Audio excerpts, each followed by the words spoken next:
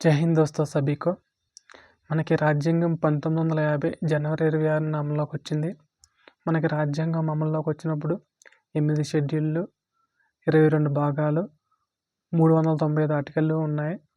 ప్రస్తుతం 12 షెడ్యూళ్ళు, 25 భాగాలు, 467 ఆర్టికల్లు ఉన్నాయి. మనకున్న షెడ్యూల్ని చూసుకుంటే కనుక ఒక్కొక్క షెడ్యూల్ ఏమి వివరిస్తుందో తెలుసుకుందాం.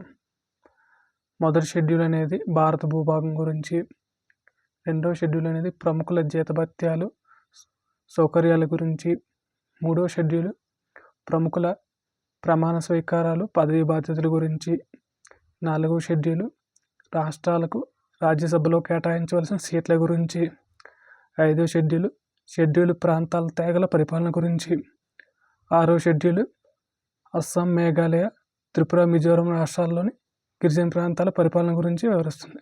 Thank you.